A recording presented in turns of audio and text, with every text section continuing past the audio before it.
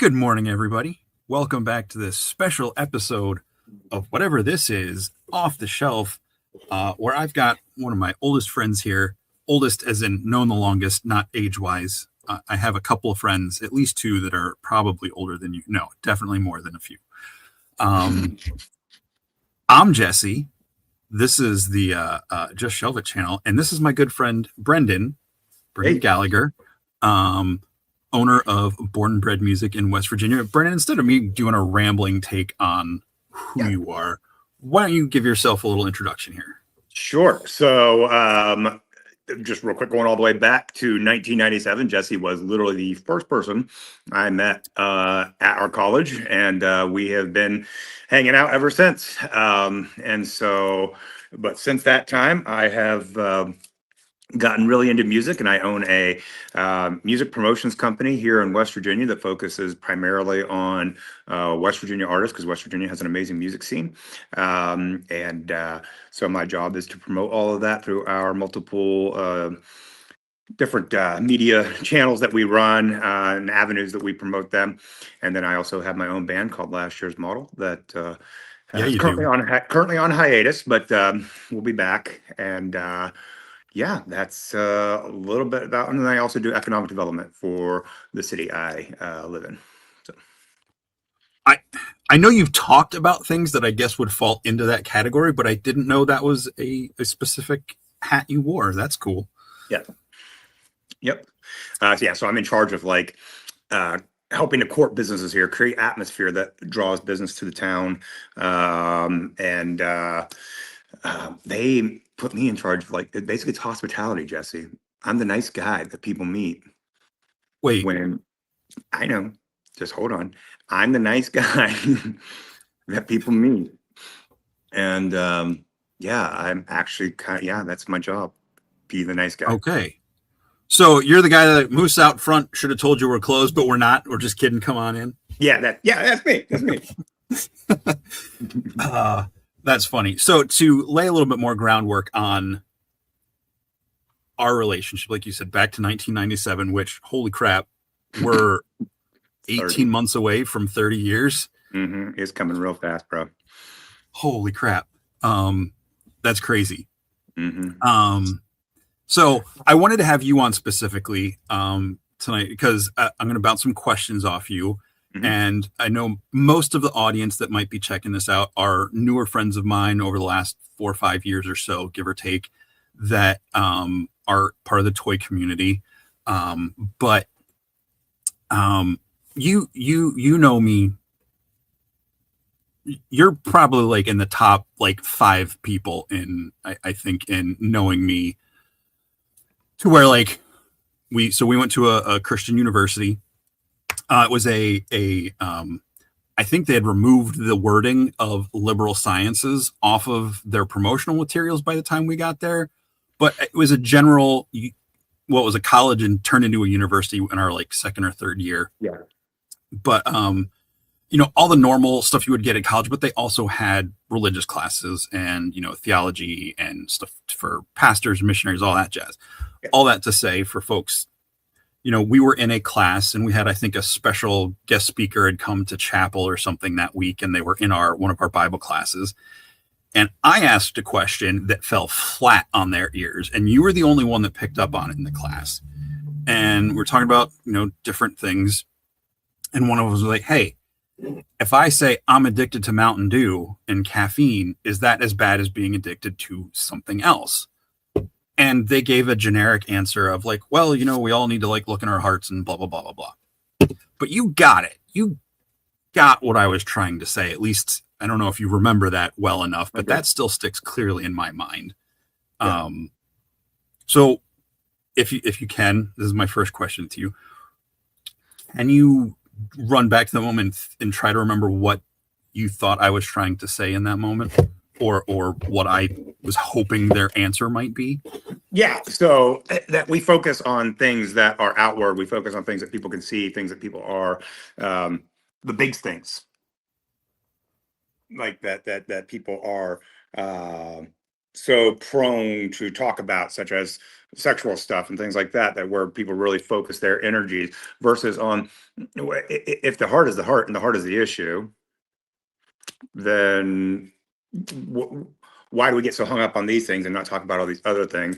My favorite thing is we talk about sexual sins, but we don't talk about gluttony. And then you go to any buffet on a Sunday and it's full of, and I'm just being straight up, obese people who just got out of church. How is that? If Right. we're going Now, to, say all things are hold equal on. across the board. I'm going to cut you off real quick, just to make it clear. I'm not coming at this. I don't believe you're coming at this with a point to like attack anybody or tear or put anybody down. No. It's more about what's the thought. It's more. I'm coming to the thought processes. The one of the first courses we're required to take at that school was logic. I got out of that one. What? Clearly, I am the most illogical person. Am I right? That explains so much. Anyhow, So, but if logic is logic and it applies across the board, then it's easy to say, well, if A is B and B is C, then A is C. And that sounds a little too much math, but continue. If all things are equal, all things are equal, but we don't act like that. And so I think that's where a lot of these things began to get confusing for so many of us was, well, why are we so hyper-focused on these things, but we don't talk about hate? Or we don't talk about racism, but we talk about all these other things. So that's my take. Yeah. Cool. That you nailed it. We go, like you said, almost going back 30 years. We know each other pretty well. Even back then, we had our disagreements. You're probably the only person I could say I ever got into a fight with, and we're not going to get into all that. We've talked about that on the other show. It's because we're like brothers. We are. And at the time, it was like brothers that didn't want to acknowledge that we were related. For the record, we're not blood related. We do go back Irish roots for both of us. Brendan's is a little closer than mine, but my family just came here earlier than yours. It's not a competition. No, I'm just saying. Yeah. Anyway. But yeah, that was one of my point was, like with addiction, like if someone like you can't function without your coffee, you can't do this. It's more of my point was that it was more of a behavior of the heart of the mind rather than a genuine chemical addiction. Cause Correct.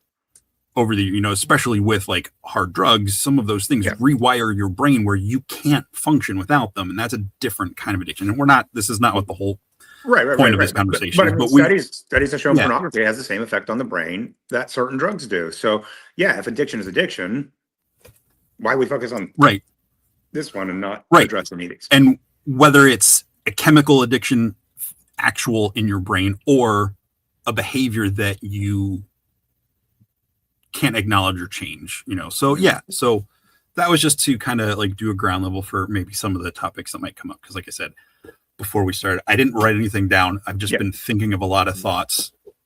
And for anybody who's worried about me, I am fine. I am okay. Don't have any more negative thoughts. I would know if he's not. Yes. And there are a couple of people that are watching this who would also know that, but like I said, I wanted you specifically because of that long history of stuff. So both of us are coming from a Christian perspective. So, take that into mind if you're watching this, that there is that element of where we're coming from with this. And, we don't have to like spill out all of our detailed, because, theologies, because that's not what this is about. But I was about to give you my 16 fundamental truths, but go ahead. No, please. I'm not the door of whatever that church was. Please don't nail anything to my forehead. I've been thinking about a lot of stuff today. Been thinking about a lot of stuff for a while, and I feel let me ask you this one. This is kind of a more psychological question. Knowing me as long as you have, going back to 18 years old. Yeah. And you don't have to give like a full like thesis here. Say as much as you want, but I'm not looking for a yes or no. And I'm not looking for a full psych evaluation, but just from your perspective, Mm-hmm. do you think I'm the type of person who cares about what people think about me? Not, well, I'll just leave it at that. I won't try to guide you. You take that wherever you want.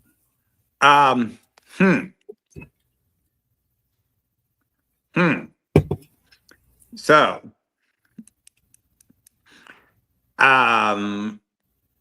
there was a time where I would have said yes heavily early on. But then on certain things, not at all. Like a story that I'm sure we've shared maybe before, that I was like, I'm going to be the guy who goes to school and goes to classes, every single class. And you and I had a class together, and I'm walking towards it, and you're walking away from it because you had a class right beforehand in that same building, and I didn't. So I was walking to class, and I'm like, where are you going? And you're like, comic book store. And I took about 5 steps, and I went, wait, what? Because where I am from, there at that point there weren't any, and I only knew about comic books being ordered through the mail. That was how we got them. Okay. And so when you said comic book store, I went, didn't know this was a thing. And you took me to not Caveman, the other one. I think it was, I don't remember what it was called at the time, but it was not another comic shop. Yeah. It was on the second floor over the paintball place. And that day I bought those chromium cover Star Wars. Yeah. Yep. That was when I bought them. And I didn't, I became an instant fan of Qui-Gon Jinn. That was how they came. So that was your fault. And then I started skipping class like crazy. But you just didn't care. I was trying to be like, dude, what are you doing? You can't do that. And you were like, and I'm going to actually you real quick, because that's a thing I do, which of course, where's the picture? Curtis does this to me all the time on our show when I correct him. So I would be remiss if I didn't actually you. It was not Qui-Gon Jinn. It was Quinlan Voss. No. Bro, don't. Yeah. No, put that back up right now. Did I say Qui-Gon Jinn? Yeah. Oh, no, not Quinlan Voss. No, what am I doing? No, Coyote Mundi. Wait, we were in school for 2 years before I took you to the comic shop? No, it was the Dark Horse series that started beforehand. The chromium before covers. Episode 1 came out? Yes.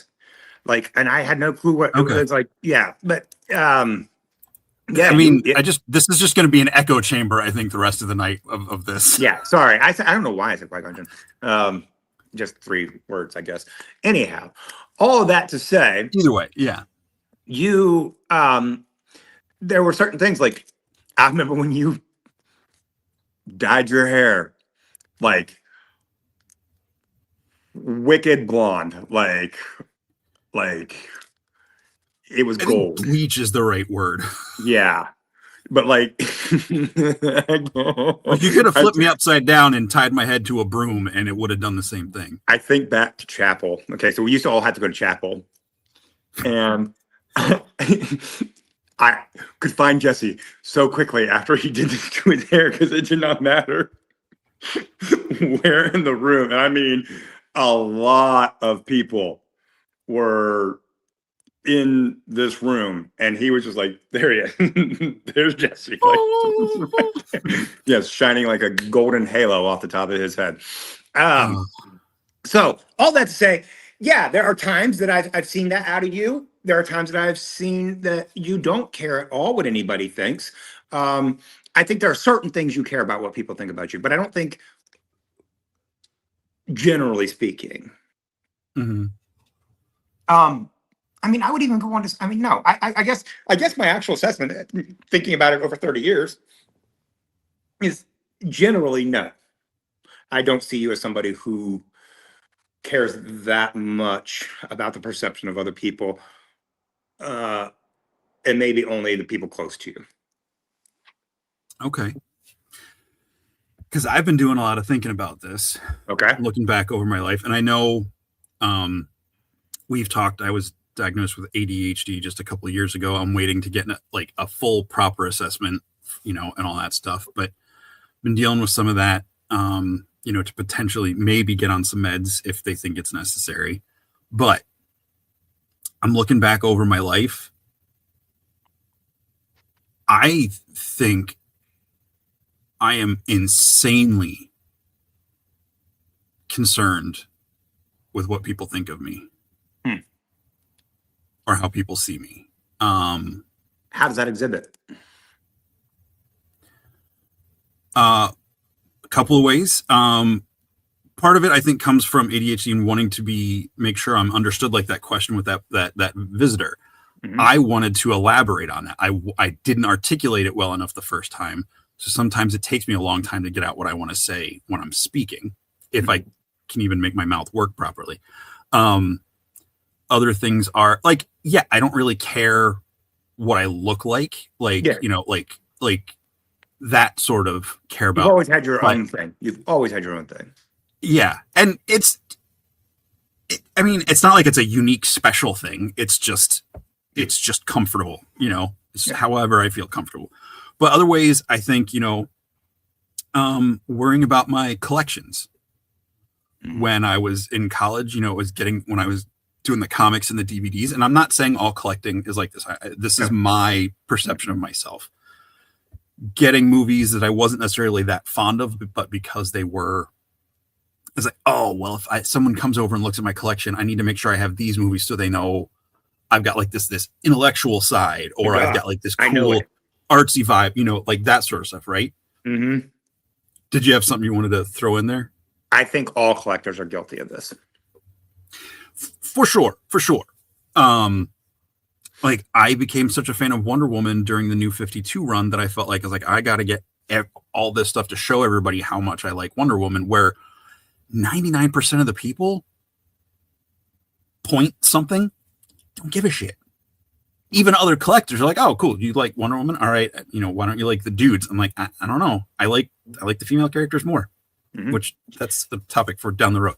But oh no, I would like no. Well, that's another one of the things. Hold on, we'll get to that. Okay. But yeah, I think it's something that has been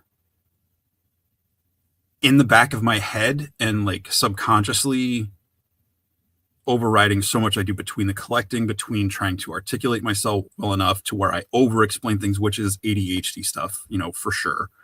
And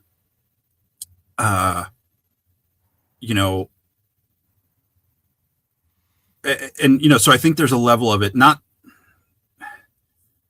it's not necessarily to where I'm going to change behaviors or be a different person because of this, but it's always there.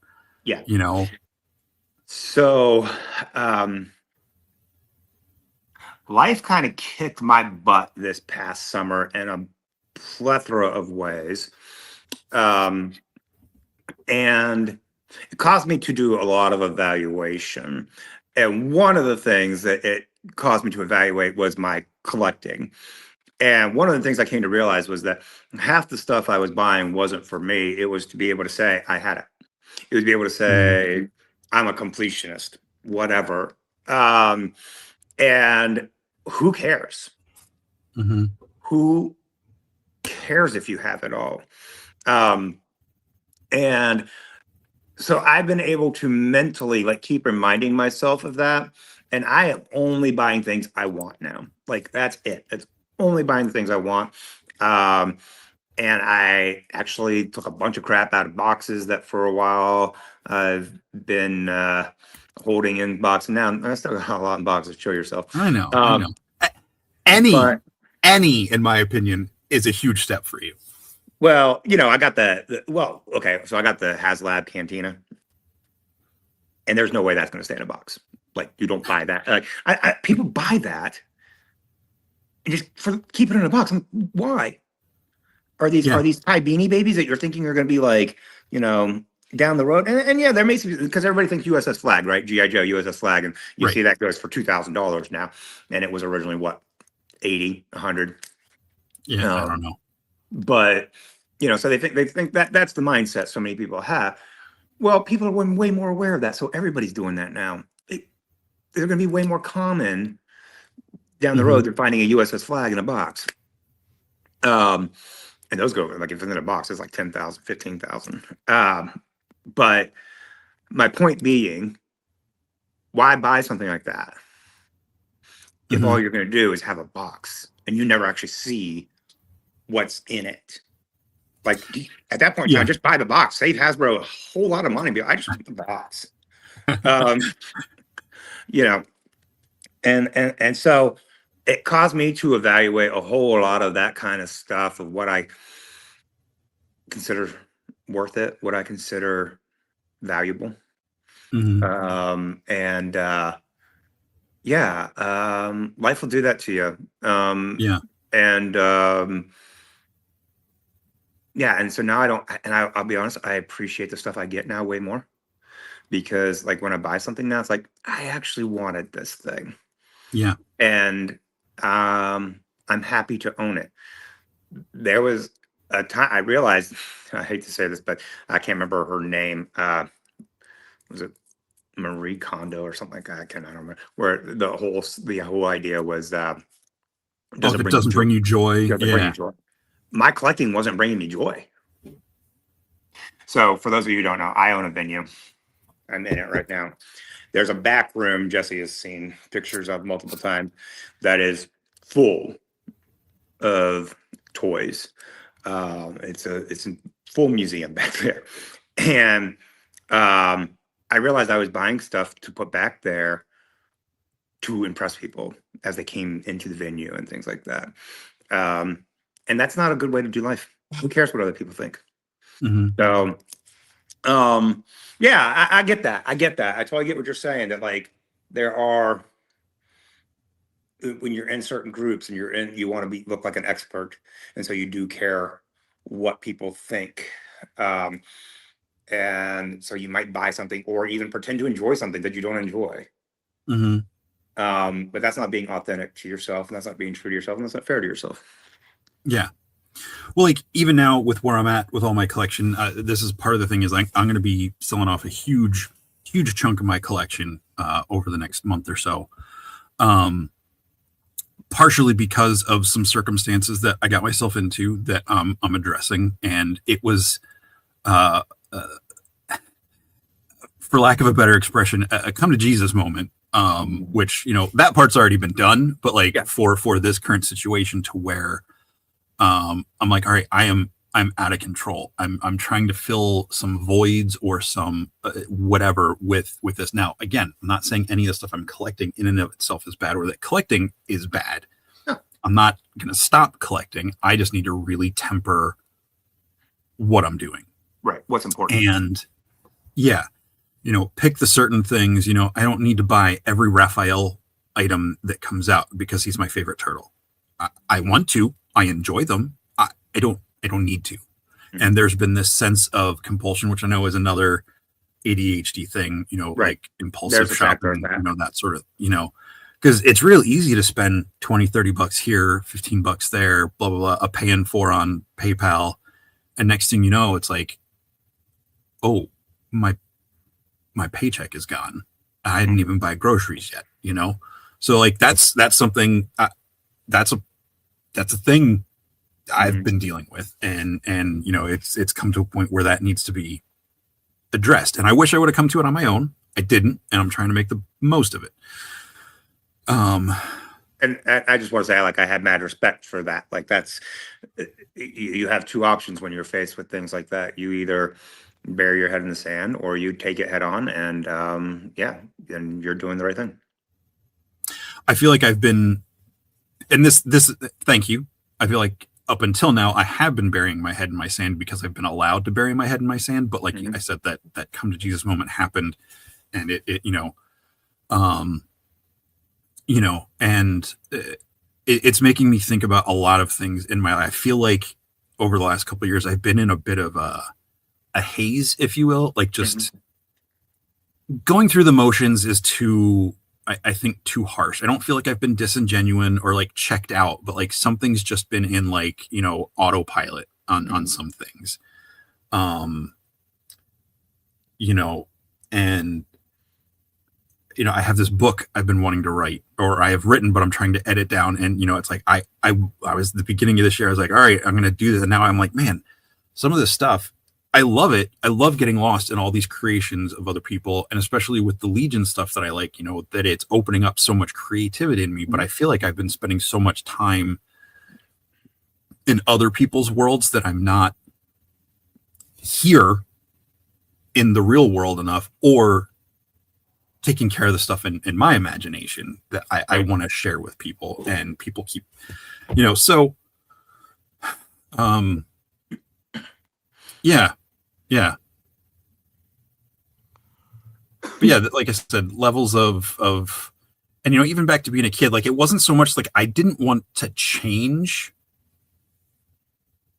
who I was necessarily or Mhm. things I liked. I just wanted to be able to talk to people enough to convince them that those things were cool and like me, Mhm. even if they didn't like the stuff or whatever. So like, yeah,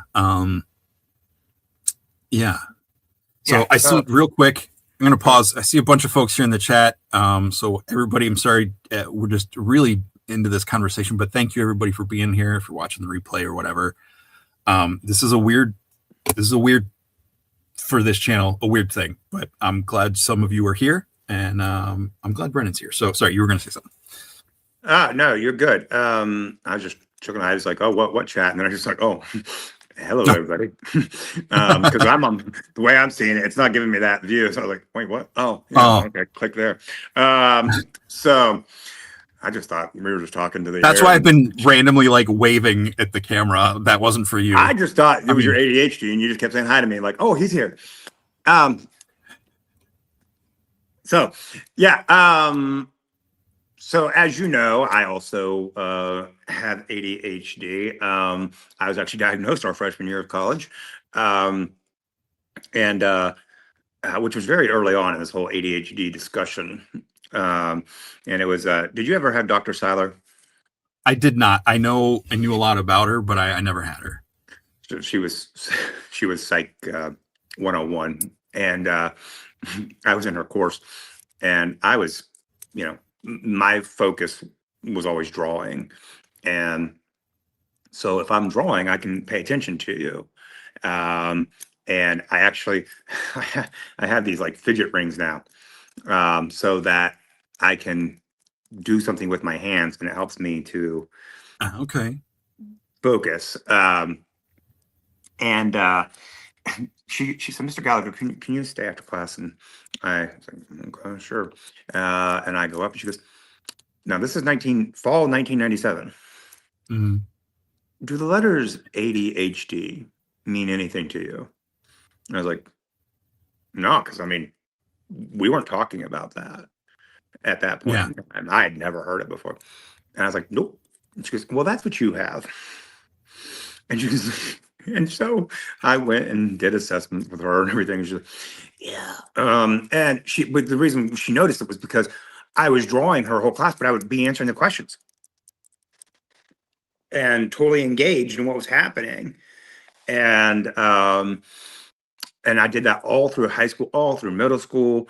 Um, and so I'm only telling you all of that to confirm that there is a compulsion with ADHD in regards to the collecting that we have to be very conscious of, because the term ADHD is actually a misnomer. It's not Yeah. attention deficit, it's actually hyper focus. And it's when we get hyper focused on something, and for us it's collecting, it's nerd stuff, it's, or for me it's music sometimes, and my hyper focus can shift. I will go hard on music for a while, or I will go hard on TMNT or Transformers, or it doesn't, it's not necessarily like I collect it all. It's like, oh, my focus right now is Turtles, or my focus Hmm. right now is GI Joe, whatever. Um, so it's not a lack of focus. it's a focus and a hyper focus on the things we actually care about. Yeah. Yeah. And so that's why drawing and being able to focus, because drawing was like my thing, like that. And so the teachers that wouldn't let me draw, like, I was in a school that had cinder block walls, and maybe some of you out in chat relate to this, but to focus, since they wouldn't let me draw and they would always yell at me and think I wasn't paying attention, I would stare at the cinder block walls and I would have imaginary races in the lines of the cinder blocks, or I'd be staring at ceiling tiles and finding images in the dots, or Hmm. maybe there was a water stain on that ceiling tile. And I was like, I'll never forget. There was one, I swear to you, there was a ceiling tile, and I can visualize it to this day because I actually drew it in my sketchbook. I still have it. It was the water stain looked like a horse had fallen into the water and Abraham Lincoln was riding the horse. And I stand by that. This was my sophomore English class. And this lady hated me and she hated when I drew. And so I finally was like, okay, I'm not going to draw and I'm just going to stare at the ceiling. And that was how I paid attention to her, was creating artwork in the ceiling tile. And it allowed me to focus on what she was saying. Yeah. So that is where these come into play, because I'll sit here and do this while I'm talking to you, and it keeps my Yeah. hands busy. I know for me, over the past year or so, I've realized I get overstimulated Mhm. at work because I don't know if I took you into I don't know if I was in the frame shop last time you were up here, but I work in the back room of this warehouse at a picture framing shop, and I've got like a pneumatic, staple gun, dum, dum, dum, all day long. The guy working at the table next to me, he's got similar tools. There's someone like cutting glass or plexiglass and breaking glass. There's someone like building frames, cutting frames. So there's all this noise. The air compressor goes off. People just wander around and talk. And it's the point where now I have to put in both of my noise canceling headphones to listen to music. Otherwise, I'll start looking at my phone or I'll do this. But if I have both earbuds in, it helps me, block all that extra stuff out and focus. And that was some of the stuff with my like anxiety and depression would trigger like the anxiety or panic attacks, was that overstimulation. And before we got to that point, my counselor would touch like, well, find some things to ground yourself, this, that. I'm like, I don't want to touch anything else. I don't want to go touch a soft thing, a smooth thing, go find a rock on the floor. Like that's going to send me over the edge, because now I'm doing too much stuff thinking about what I need to, textures of things. And I don't know if you do this. I saw it in a post somewhere, or someone said it, I don't remember where it was, in the last couple of years. They're like, your tongue knows what almost every texture tastes or feels like without having to touch it. Mm-hmm.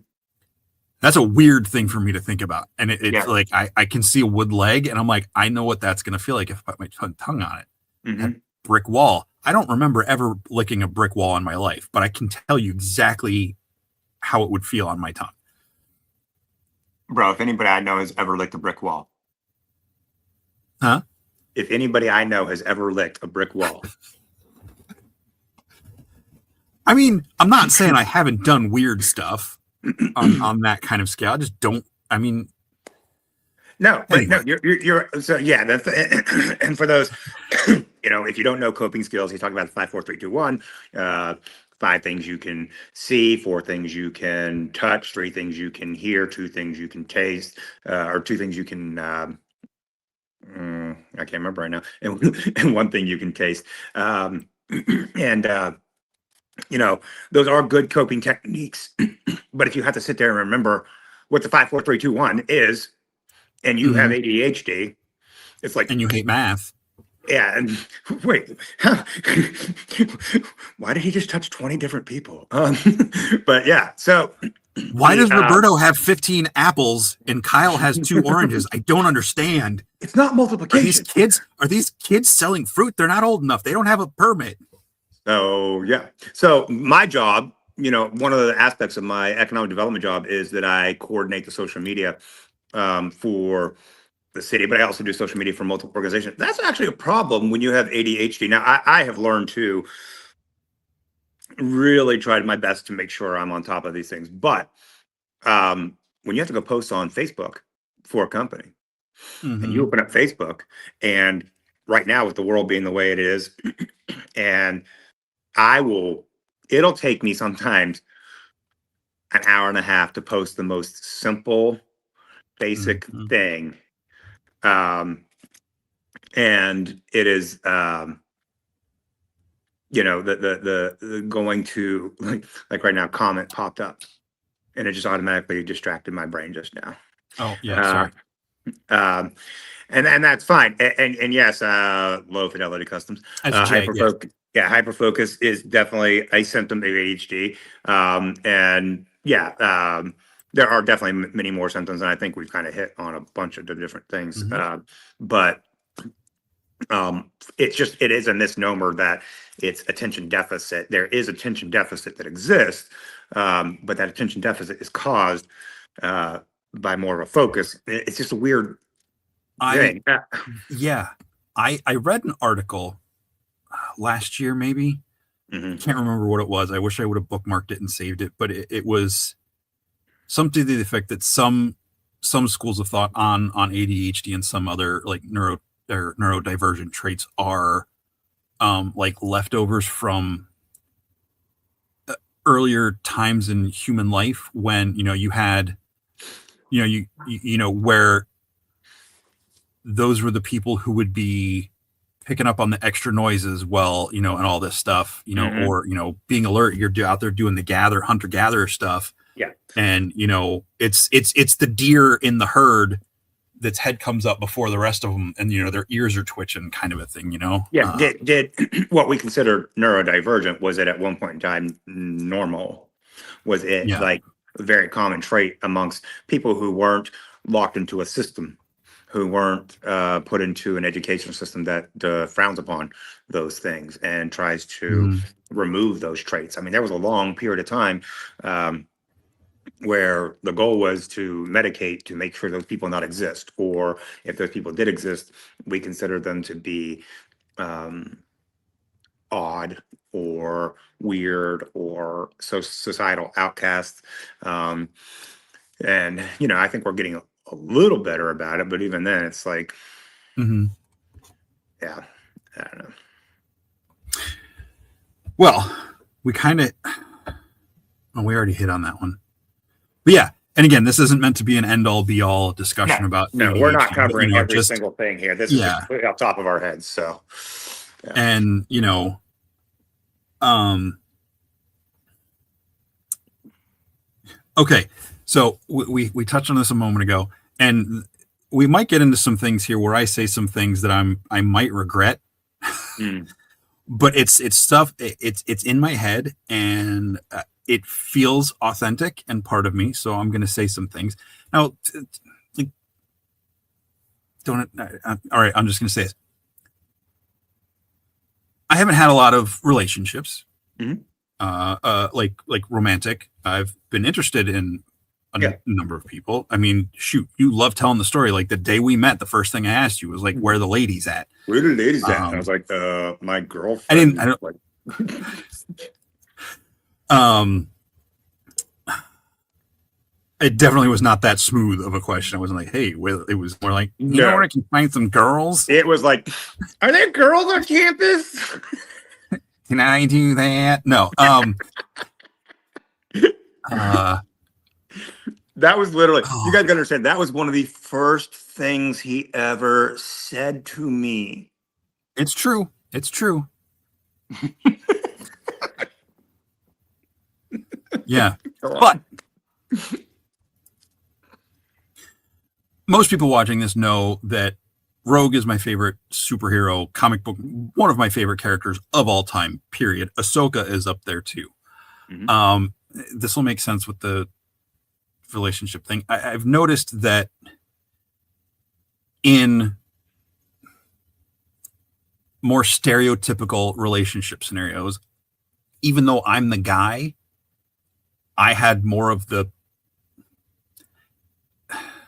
girl side of the equation as far as like the attachment, the worry and all that stuff. And I know now some of that has to do with the ADHD stuff. I know that's part of Go on. validation, all that stuff. I'm not ashamed to say this. It's a little awkward. I think I have a more feminine spirit than a male spirit. And I'm not saying I just feel like my emotions run more that way internally Mm-hmm. than not. Okay. What would you like me to say? Here's what I'm going to tell you. What do you think about that? I think every man is that way. We have been taught to not allow that. Every male has a feminine side. Every male. We have been taught to not tap into that, to not be that. It's wrong. And any sign of that is met with adversity. It's met with bullying, whatever, especially when we were growing up. So it was automatically seen as, for lack of a better term, gay, whatever. And so that was like, that was the worst thing you could be in the 90s, in the 80s. Mm-hmm.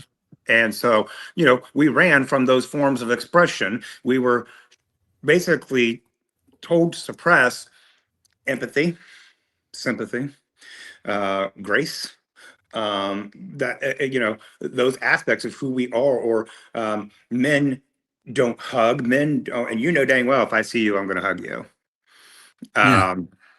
And I hug every single one of my male friends. I tell them I love them. I tell you on every phone call, I tell you I love you. Yes, you do. Because men need to learn to express those emotions better and to validate one another. And this is why we have this epidemic of loneliness, is because men aren't being allowed to fully express who they are, not by society per se. It's by how we were raised. It was the men before us. Yeah. And that, especially if you're raised in evangelical Christian circles and things like that, every male gathering, for those of you who don't know, every male gathering was like, we're going on a hunting trip, or we're going to talk about these, it was the weirdest stuff. And it was this hyper focus on masculinity and a specific brand of masculinity. Yeah. And so I think what you're expressing isn't that it's necessarily femininity. It is that it's just not what's on brand for standard masculinity. Sure. Yeah. You can have those typically standard feminine traits and still be very masculine. And I think we have shut that crap down to a point where men get confused as all get out as to what it means to be a man. Go on. Sorry. That even ties back to the whole thing with collecting. Like, well, I got to have these types of movies in my collection or these books so people know this about me just by looking at that. And I know Sig's making a joke. Jesse's a girl. You heard it first. Like, I have made jokes in the past that I was like, hey, I think I would have been pretty fun if I was me as a girl. That I'm not uncomfortable saying that. I'm not saying I want to transition or become a woman. That's not what I'm saying in this conversation. That's not how I feel. And I'm not making judgment or comments on anybody that does in any direction. That's just, I feel, yes, everybody's got the masculine and the feminine and the stereotypically, male, female personality traits or drives and all that stuff. And maybe that, part of it's the creative side, there's the whole thing like mother creation, all the, and, I'm not trying to dissect all this like on a super deep level, but it's just something that, yes, I like the female characters because I think females are pretty, and I'd rather look at characters that I appreciate on that level than a dude that looks, well, I don't look like any, I don't think there's all of this going on, Thor in the Endgame is probably the closest, and even he looks better than me, which is fine. Like, that's, what I'm saying. I had a friend when I worked in the comic book shop that would like tease me like, "Oh, you picked Wonder Woman as your favorite comic this week." I'm like, "Yeah." And he's like, "Oh, it's blah blah blah." I'm like, "Yeah." So you're telling me you'd rather look at the picture of Superman that you picked in his skin tight crotch riding costume, and that is more masculine because you want to look at a dude's body? Mm-hmm. And because I knew that would set him off, I knew he'd be like, "Oh, well," and I'm like, and and that if that's what, and again, it's just like, what is this argument you're using against me? It's like, I know I've mentioned this before. There's some movie where they're in a coffee shop. It's two guys talking, and they talk about like how, again, not the appropriate term, like how gay it is for guys to like women because it's flowery and smelly and sweet, and I'm like, it was that kind of anyway. Yeah. But you've probably heard me talk about it, not as much as other people, but more than enough. K-pop Demon Hunters is my favorite movie this year. Probably, I mean, it dethroned Braveheart as my number one. You have not movie. told me that. You have not told me that. I don't even know you anymore. It only dethroned Braveheart for like a week because like within that week they announced a sequel was coming, and you can't be my number one. You can't be in my top 13 if you're a franchise, except for Gladiator, because number 2 didn't happen in my opinion. But if it's a franchise and it's above number 1, it moves into a higher level. So, and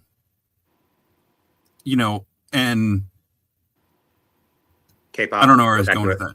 K-pop. You were talking about the feminine aspect of it. Yeah. And like, there's so much things. I think that movie resonates with a lot of people across all spectrums in a lot of different ways. Some people didn't land for it, and that's totally fine. Mm-hmm. But I don't know. I just think, like, when I would play World of Warcraft back in the day with like some of the kids in the youth group that I helped with, they would always tease me because like I had a female character, and I'm like,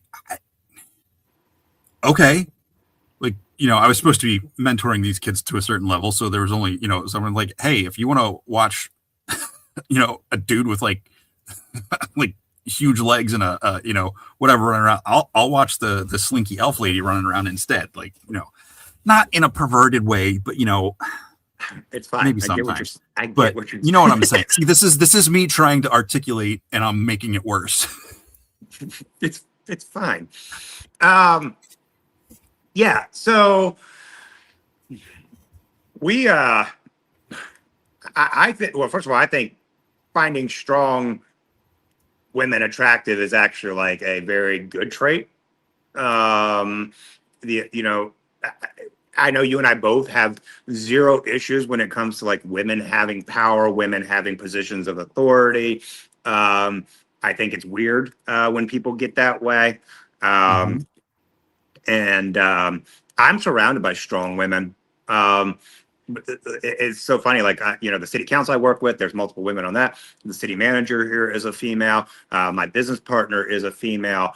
My wife, oddly, is a female. I know. But and most of my good friends are females. And I always find that to be impressive. I find it to be respectful. I respect the crap out of it because they have a lot more to deal with to get to those places, and a lot more scrutiny on them for being in those places. I used to work at GameStop forever ago, and we actually had a female assistant manager. She was on the floor more than the male manager, and I was just a peon who worked there for fun so that I could get a discount during the holiday season. I think I met this person. Yeah, you did. And it was crazy. I would be standing there. Now, mind you, I worked like maybe 8 shifts a month just to help him out for fun, and I was like considered the Nintendo guy. And she was there almost every day. People would walk in and ask her a question, and I'm standing there, she's standing there. They look right past her to me, see the question, and I would be like, I don't know. ask her. She knows more about that than I do. And they would still address me while she's standing there, and they would look at me, and it's like, and she'd just be like, and walk off. But she knew way more Yeah. about it than I did. And I had zero issue with the fact that she knew more about it than me. I had zero issue giving her the floor because that was her expertise. Mhm. And a lot of men have been taught to be intimidated by that instead of valuing that. And I think it's something to be valued. And I think that's part of why you're drawn to that, because you've never, ever been shy of strong women. I think back to some of your friendships in college and some of the women you were friends with, they were strong women. Mhm. Yeah. Yeah. Like I never got those kind of vibes. And I'm not saying my family was perfect. We definitely had our issues. But like even with issues of like race and different things, none of that was ever a thing I felt was part of our home. Mm-hmm. I remember when I was like 8 or 9 years old. I was with my dad. We were driving through New York City.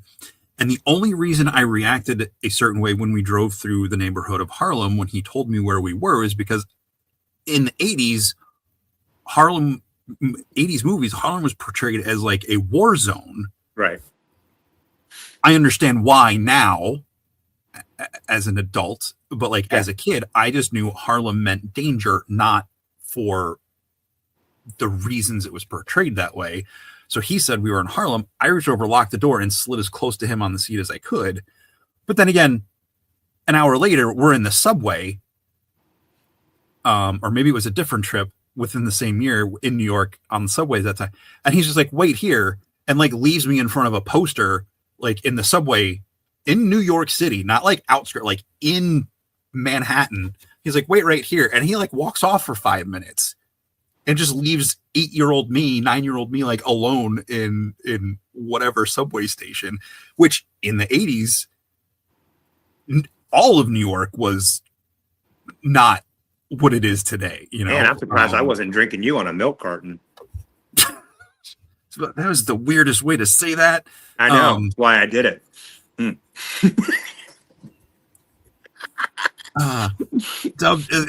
Jay, he's pulling some points in here about is it a study 20-30% of the population is more sensitive than everyone else, more like have extremely emotional responses to certain events. Dub saying that he and his family has it, and I agree. I hate car commercials. not for any reason, but every year at Christmas, I want to say it's Chevy or Chevrolet does one. They do this super nostalgic one where it's like the 30-something-year-old goes out and they see the car that their dad drove their entire life, and they help fix it up, and they bring dad out, and they go for it. And I'm like in a movie theater, I'm like, every time. Or there was one where it was like Kleenex commercials used to get me. What was the one? I think it was like for, what was that place that used to print stuff for people? Like paper printing? Oh, yeah, I know the place you're talking about. Yeah. Man, that place was so important like 20 years ago. Kinko's? Kinko's. There it is. All right. I don't know if it was a Kinko's thing, but I feel like it was for like printing paper. It was about this like mom and the daughter, like, you ready? And it looks like they're going to go like do some sort of like charity event, but it's them. They made like a giant like welcome home daddy sign, and like a soldier comes down the escalator at the airport. I was like, oh, dude, I cannot watch those soldier surprise videos. There's this one guy, I don't know if you've seen him on social media.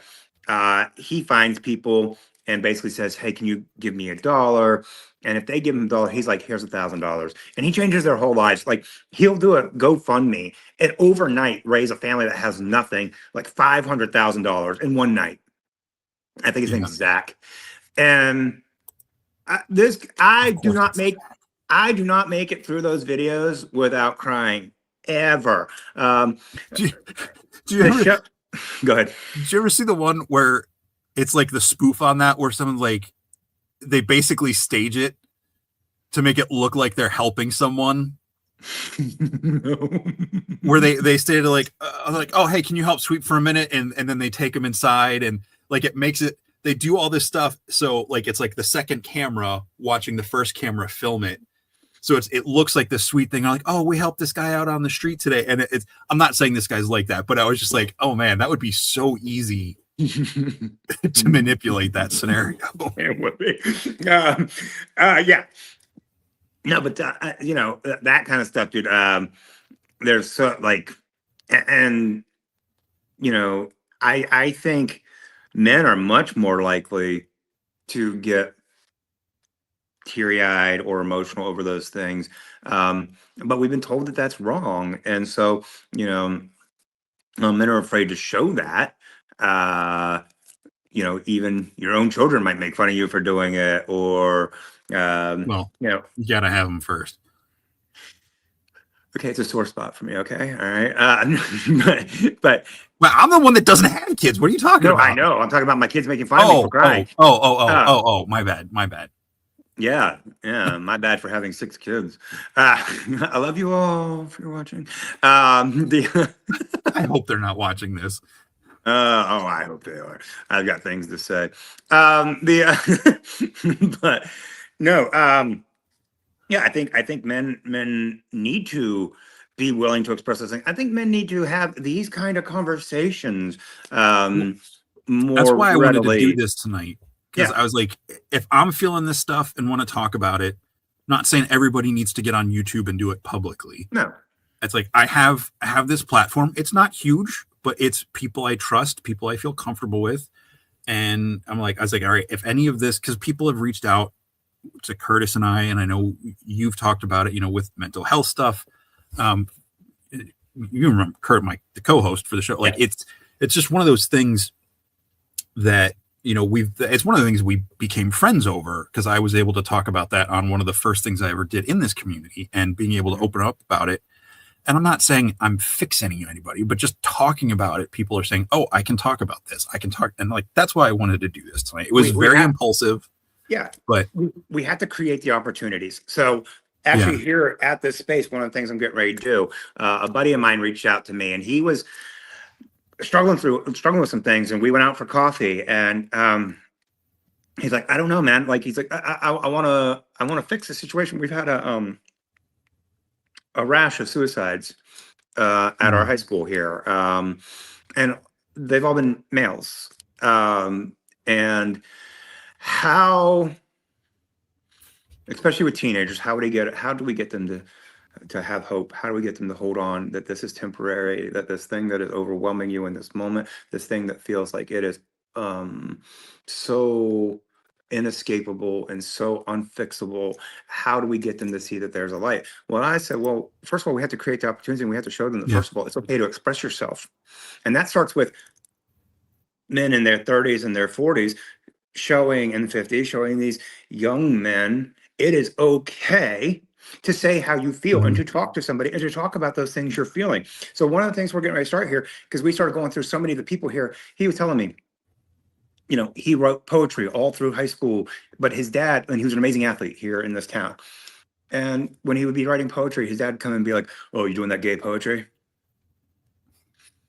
And so he put that side of himself down, and he stopped participating in it, even though it was a huge outlet for him. And he's gone through a lot of hard situations over the last few years that have brought that back out.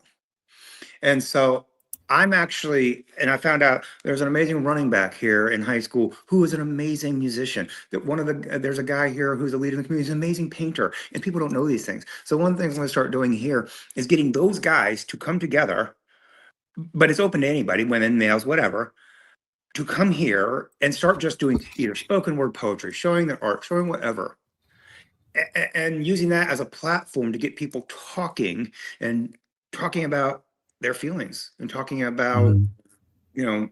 it's okay to have spaces where we have these conversations and encourage one another, especially men, to stop bottling stuff up. Because we have got to stop. We have got to Yeah. stop acting. And I will say, when I was going through the things I was going through this summer, it was very evident and on my face. And I was very encouraged by the fact the number of men who pulled me to the side to say, "Hey, are you okay? I'm, I can see something's wrong. I'm genuinely concerned." Yeah. And that was whew, like, I think it meant more to me to have men reaching out to me in that moment than it did. And I'd had plenty of females reach out to me as well, but it was very affirming to me to have those men reach out and be like, and it Yeah. gave me hope that, oh, wow, maybe we are paying better attention than I realized to one another. I want to add this community. I know you're not in the legions and like this community. You know about. I've talked about stuff, but like Mhm. I think this community does a really good job with a lot of that stuff. I think hugs are at Legions Con in November. G was here earlier. He had to go to bed, but he's a buddy. Actually, he and his wife and his kids were all down here, and they came and visited my apartment 2 weeks ago. So it was just cool. But that's like his thing. He's like this shorter. He just comes up and just gives you the biggest bear hug, and like hugs are all over the place there, and it's become like a family thing at this place. I think you would enjoy it if you ever get a chance to come. But there's a lot of, I can't speak to everybody's experience. Yeah. I know having this show, even though it's not huge, like it puts me in a different spot, I think, than some people. But when I look around at that convention and I see people like little groups talking and just having fun, enjoying this stuff, laughing, smiling, giving hugs, handshakes, getting into deep conversations. I found out my father passed away or was essentially brain dead during Friday night setup at the convention. And I had so much support from the people I did get to open up about it to, not because I didn't feel I could. I just, you don't want to like pour out to everybody, Yeah. but the couple random people that happen to be like, come over and be like, "Hey, is something all right?" And I'm like, "No." And it just kind of tumbled out. So like, I feel very blessed and fortunate to be part of this community. And the thing that boggles my mind about it, and I'm not saying I didn't ever have this in my church groups that I was a part of. Yeah. Again, because I don't want to tear down church. I think there's a lot of problems. And that's another thought in my head I'll get back to. But just the strength of this community and the support people show each other. We've had a couple people pass away in the group, and the outpouring of like support for families, for Kickstarters, like helping with Christmas gifts for kids and all this stuff is just really, it's such an encouraging, uplifting thing. Yeah. To see. And I'm glad to be a part. I hope everybody else can make that connection with people Mhm. in the group or other groups they find. If everybody needs that space, Agreed. yeah. So Actually, I remember when you told me what was going on with your dad, and you told me you were there. I actually like had a piece that you were with those people because it was like, okay, I know he's around people who care, and I know he's okay. So yeah, no, I get that, and yeah, man, we all need that. We all need those spaces. We all need those friendships, and I think we've been conditioned to think that we have to get all of our needs and emotions met in a romantic relationship, and that is just not the case. There is no partner out there who is capable of meeting every single one of your needs. It is impossible. That is too much pressure to put on one person. Yeah. There's just no world in which that is a realistic expectation for any one human being. If we flip that around, would you? I think most guys, I think a lot of people would want to be able to be that for someone, to be able to meet all of those needs. Mm-hmm. But when those things start coming in and start stacking up, and they're like, "Oh, I can't handle this," because like, as much as we shouldn't put that on someone else to be that for us, we can't be that for other people as much as we might want to be.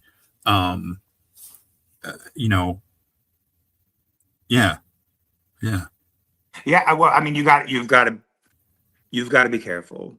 Um, I when I I've always been that guy that people come to.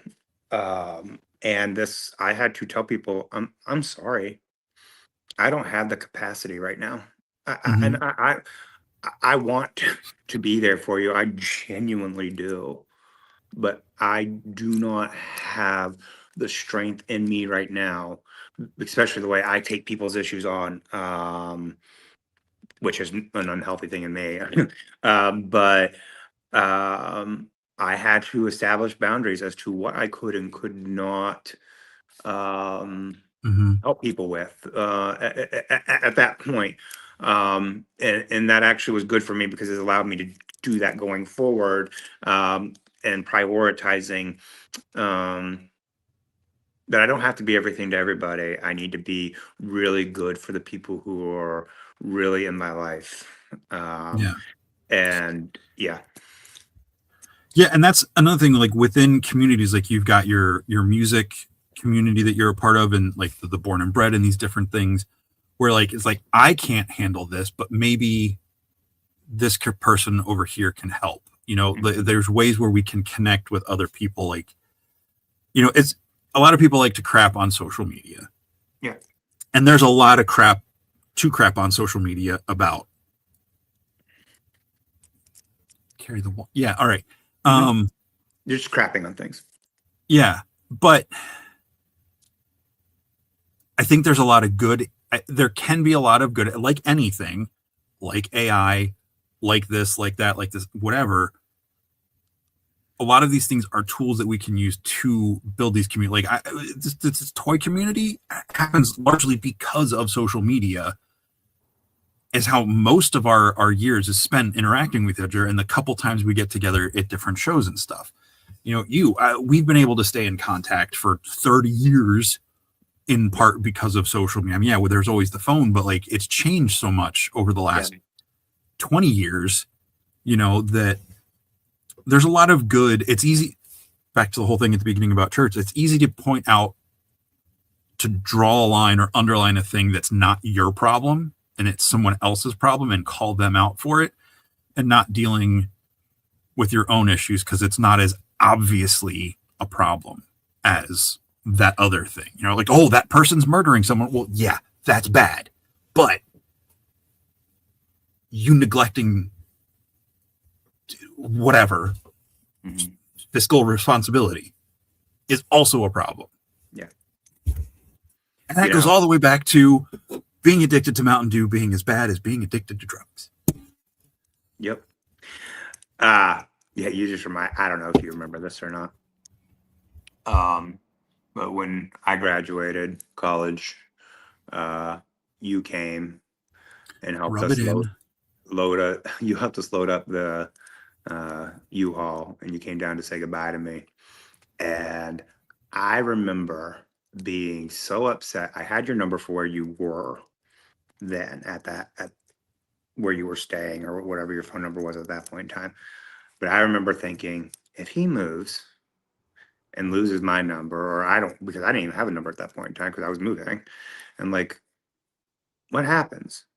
Yeah, cell phones were just like Yeah, being I didn't have a cell phone accessible for until everybody. 2004, five, I think, somewhere in that range. I didn't have a cell phone until then, and we graduated college.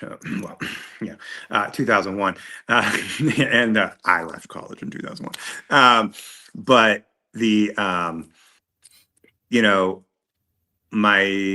I remember thinking like this guy who got into a really big fight with my freshman year had become like my daily, like, I mean, you and I worked together in the cafeteria. I hope you all have the chance to have somebody as good of a friend as I've had with Jesse, because first of all, you put up with me through a lot of crap, but secondly, um, Ditto. well, yeah, but my crap was a lot more extreme. But the I work in extremes. But the um, my senior year, not Chad, junior year too, but our senior. I remember working in the cafeteria. We worked in the we did dishes in the cafeteria at campus, and listening to U2's "All That You Can't Leave Behind" like on Mm-hmm. repeat, and just sitting there and talking. And we would talk nonstop, nonstop. And I think back to that whole group of guys, and maybe we were trained for this then, or partially we all just kind of came together as people who were all this way. But you, me, Eric, Josh, we're always guys that talked. Just would always talk and have sit down and have conversations. And um, I say all that to say, like you can. And I honestly, like, I'm going someplace with this. My whole point is, I know we can crap on social media, but if it weren't for that, I would have no clue where Josh and Eric, I think you and I would have figured it out. Yeah. Um, but like some of those guys, I would have had no clue where they were. And so, for that aspect of it, I'm very grateful. I'll be forever grateful for social media and allowing me to find my friend from fourth grade in Iowa that meant so much to me. And I never got to tell her how much she meant to me Mm-hmm. when my parents divorced, and she was my lifeline to sanity. And, to find her on Facebook all those years later and be able to say, thank you. Like, Yeah. so, yeah. Yeah. Well, I see Steph join the chat. Hi, Steph. Thanks for the comment. She said the most recent ones. This is really enlightening perspective. You don't get to see this often between two friends. Love what you're doing these trainings. Thank you, Steph. I hope you're doing good, doing well.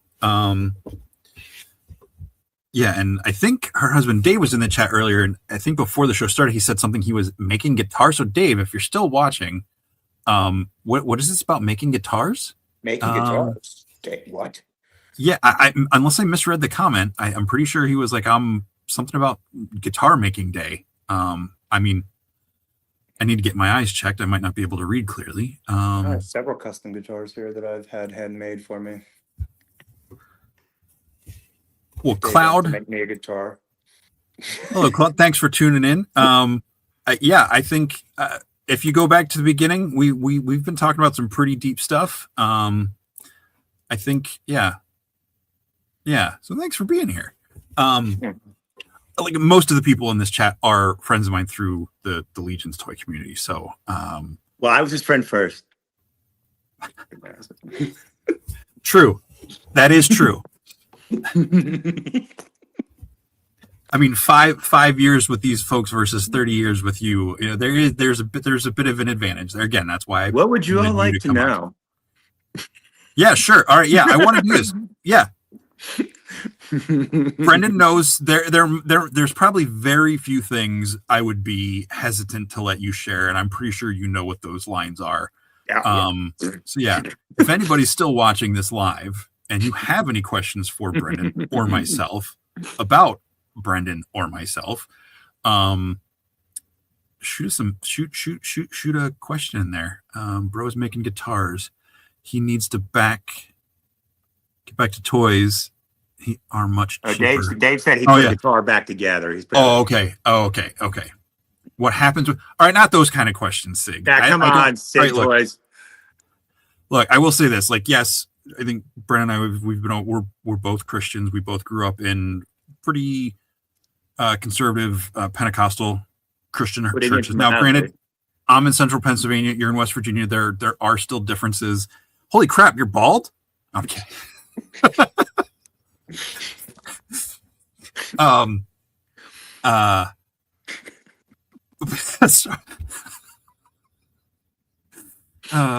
out for laughter. This is pretty intense.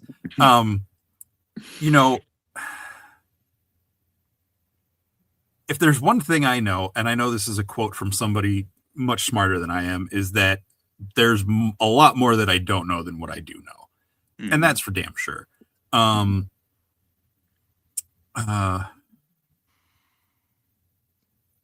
Oh, wow.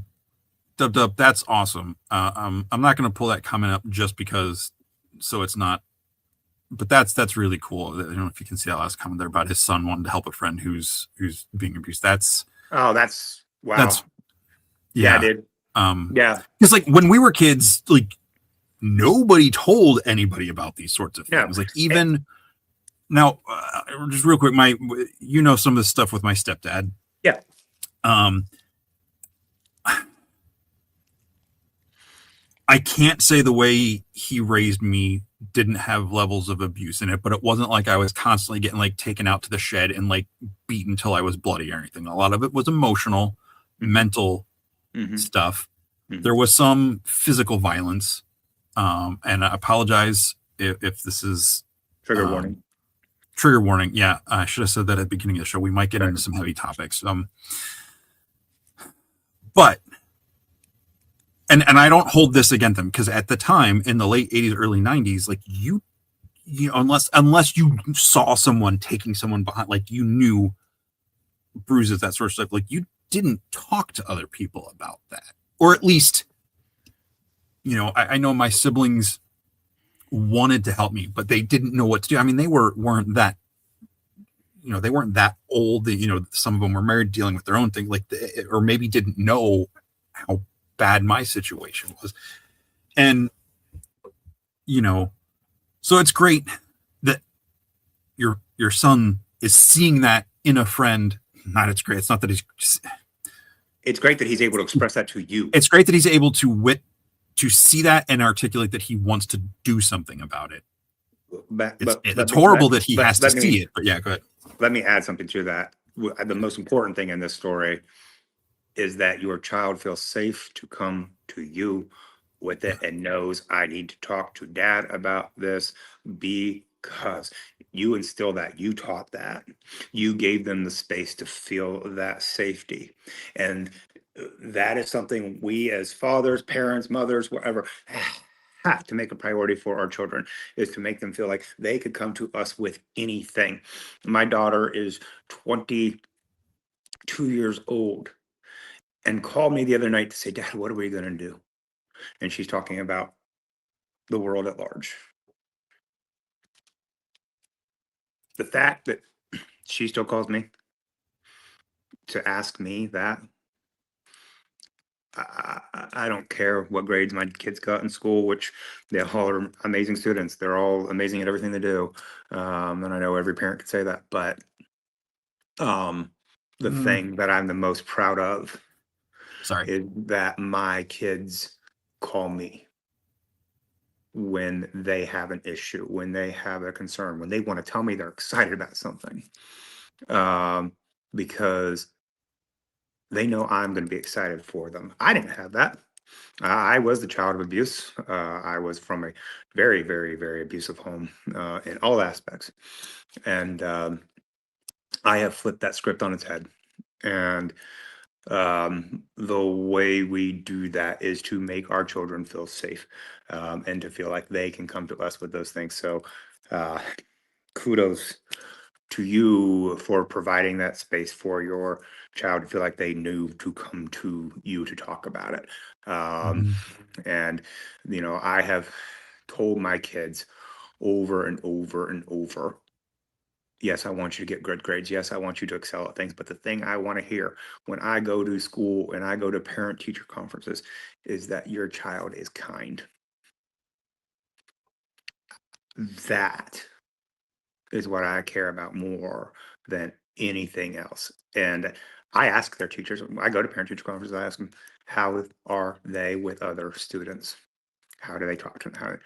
I've never seen, and every time, always one of the nicest kids, or they're one of the nice, and they, always make new kids feel welcome. I was a kid who was a new kid so many times in schools that never was made to feel welcome.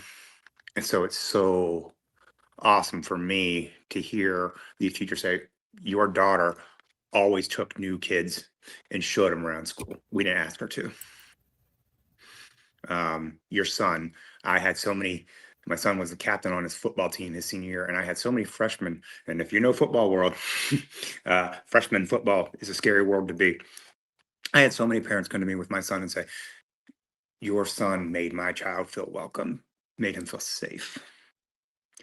That to me is how we change all of these things we're talking about today, is creating environments that create better humans. Hmm. You teach them. We weren't taught. We weren't taught. Our coaches, our teachers, you had the rare exception. But when you were growing up in the 80s and 90s, most male teachers weren't doing a great job of teaching empathy, Well, teaching how to be a human being. And, especially if you lived in a rural area, that just wasn't a thing. and to a point, it wasn't their job to be doing that. No, absolutely not. But they could still show you. Sure. Yes. They could still show you. You can lead by example. Yes. The example is set. Okay, I get what you're saying there. Sorry. Yeah. I'm not saying they had to teach it. They had to show it. Yeah. Yeah. And Yeah. it wasn't even shown for the most part. And we can show that. I am very proud of the fact that my son's friends are now all in their 20s and still come to me to say hi and to hug me and, want me to come to their wedding and things like that. Like, that is like,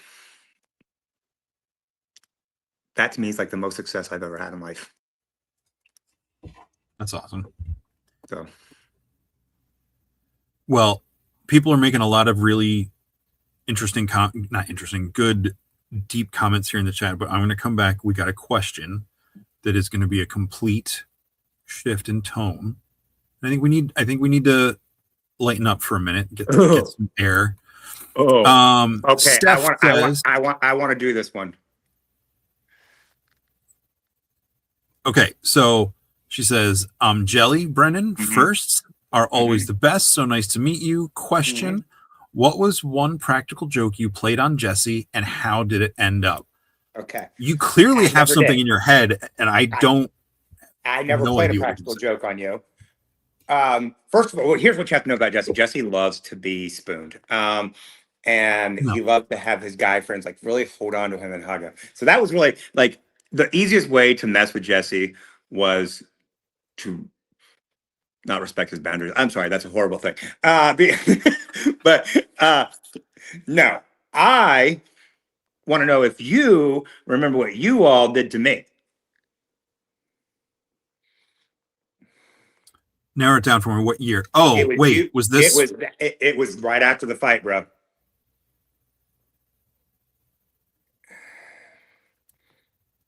I don't even know if you were actually a part of it. You may have been too scared to be a part of it at that point. John and Jeremy led this effort, but you were a part of it. Those names have been changed to protect their safety. What? Okay. All right. I'm just going to tell the story. All right. So Jesse and I got into a big fight. It was Thanksgiving. And this was no fault of Jesse's. I didn't understand the dynamic of your stepfather at that point in time. This was supposed to be a funny moment. It will be. And Jesse had to back out of something he had said he could do. No fault of his own. And basically it was give me, and at that point in time, my girlfriend, a ride. He lived in Pennsylvania. We both do this arrangement now too. He lived in Pennsylvania. He was from Pennsylvania. I was from West Virginia, and he would have been driving right across the northern Panhandle and been able to drop us off to my soon-to-be father-in-law. And then we would have just had an hour and a half ride home. And Jesse had this really cool, was it Astro van? Aerostar. Aerostar. I don't know why. Really cool. I think you're the only person that thinks it was really It was so cool. I don't care. It was so cool. I do have a minivan again. Yes. We used to take this Aerostar and we did this. Focus. Sorry. I'll tell that story. It was fun. But I got mad. I'll clarify a little bit. My stepdad said if anyone is coming with you, they need to pay X amount of dollars to contribute to gas. And we were poor college kids. And the thing was, it was his car, and the gas I was putting in it was on his credit card. Like he had a gas, I was allowed to put so much, but when I came home, so that was the stipulation. It wasn't that Brendan didn't want to help out. We were going home at college, and we were freshmen, poor college kids. Literally, our first semester of freshman year, no Yeah. money, no Yeah. money. And it was like right before Thanksgiving break that this like happened. Yeah. And it was our first Thanksgiving being away from home. And I lost my temper. Not proud of this. I'm very, very willing to say I used to have some pretty bad anger issues. Um, and I was able to figure out a different situation to get home, but like last minute. Um, and I put my hands on Jesse, and not in a loving way. Uh, and Which would have been worse. yes, it would have actually. Oh, man, I wish I would have known that at the time. Oh, that would have been so good. I Oh, mean, you literally man, just said, "Don't respect my boundaries" was the way to mess with me. I know. Anyway, I don't know continue. why. Man. So Anyhow, by putting his hands on me, he means he jumped on my back like a freaking spider monkey. and yeah, um, yeah. So to call it a physical fight is very misconstrued. Like, you jumped on my Yeah. back, and I just thought, my mind went to movies, and I'm like, I'm gonna be like Andre the Giant and try to like back you into the wall and get you off like And the mind you, Dread Pirate. neither of us were big people at this point in our lives. We were both No. small guys. I was a $150 maybe at that point. Yeah. So okay. So long story. I go home for Thanksgiving, come back. I go to open my door, and on my door, you don't remember this, are anger management pamphlets. I was like, "Are you kidding me?" John and Jeremy had gone to the clinic on campus and gotten a bunch of anger management pamphlets. And I was like, saw the door. I was like, "Are you freaking?" And so I pulled them down, and I opened the door, and somehow they had gotten into my room and put anger management pamphlets on almost every inch of that room that they could before they ran out of them. I definitely don't know about that one. I don't know how you don't know about that one, because you all were standing outside the door waiting for me to like find it. You may have been too mad at me. It took us a little bit to get past.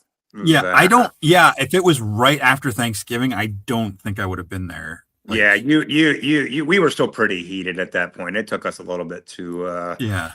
But they were the ones. So I don't know that we ever really pulled any practical jokes on each. Did I?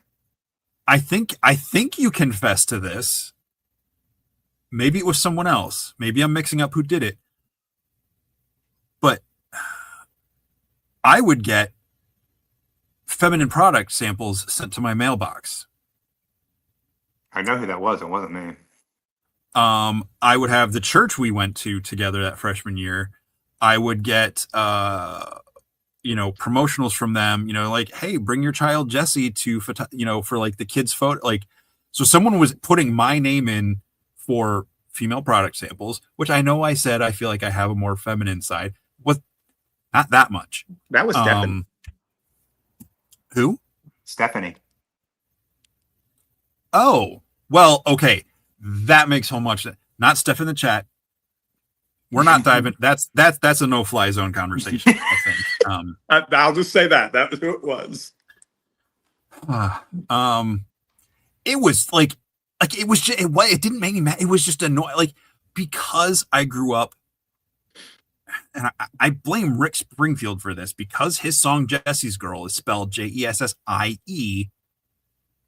Everybody's like, oh, Jesse's a girl's name. I'm like, the guy's name in the song is Jesse and it's IE. Mine's not IE. Anyway. Yeah. So it was kind of annoying, but like, it wasn't that big of a prank. Like, it was just like, okay, someone messed something up in a mailing list, and but I was like, how would they even, like, this is a guy's dorm. Why is this, like, it was a strictly male dorm. So it was just, I know Jason Oh. Whelm had a part in that too, if I remember correctly. Who was my roommate at the time. Now, I know that I and Whelm, somebody else did. We all called the Church of Latter-day Saints to tell them you that and posed as you and saying you wanted more information from them. And yeah, I know multiples of us did that for you. Okay. Jesse, I see Curtis that. calls him the other Jesse. You're not the other Jesse. You are a Jesse. And I'm Jesse A, because Arnold. Which you got to understand, having Mormon or Jehovah's Witness material sent to somebody on our campus was rather hilarious because it was a Christian campus, and so they would all see the mail as they're putting it in the boxes and have a lot of questions about why this person was requesting this information. So that was fun for us to. I did think of I don't know if it was a prank. It was probably one of the most No. Yeah, we weren't so much prank like there was that one with the bucket that was full of. No, I'm not going to talk about that. Nope. That is off limits. We had nothing to do with that. It happened to our floor from another floor.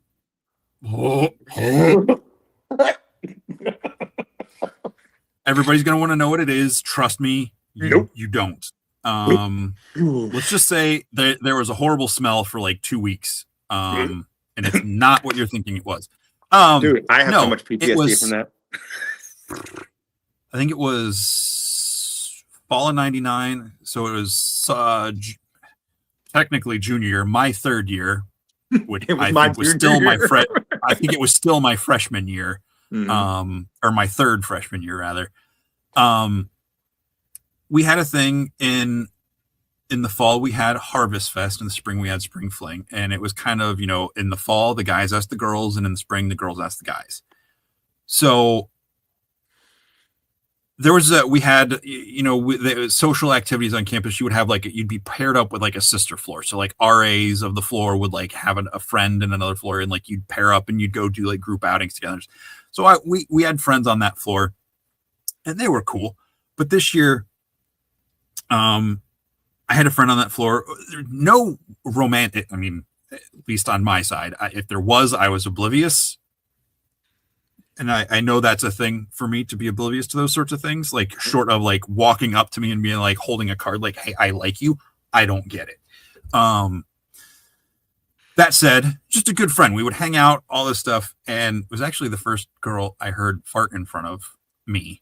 I know that. I wasn't sure if that was who it was, but yep, I remember that. Yeah. Go ahead. Her and her roommate, we were sitting out on the grass in the green, but behind the chapel, just hanging out, talking. It was like a nice day. We're just talking. All of a sudden, hit us like, I'm like, what? She's like, I farted. I was like, and I like went to give her a high five, and she was like shocked. I was like, I don't care. I'm just glad it's a thing. It's like a baby pigeon. You know they exist. You never see them. I was like, I'm glad you feel that comfortable around me. That's a line from that Harry and the Hendersons I am never gonna forget. That pigeon thing. But anyway, so this girl, we're good friends, a good friendship, and I forget how I asked her to this harvest, and the harvest it was kind of like it wasn't a dance. We weren't allowed to dance at our school. It was a I don't know why I did quote, like straight up, like dancing was like against the code of conduct for the school. So are other things that people did. See, again, that's one of those things, drawn lines at certain things, like overcomplicate stuff. Anyway, it was like a variety show. So there would be like skits, there would be bands. They were fun. I never went to one. Oh, I think I only went with her the one time, and then when I worked for the TV studio on campus, I worked for the crew.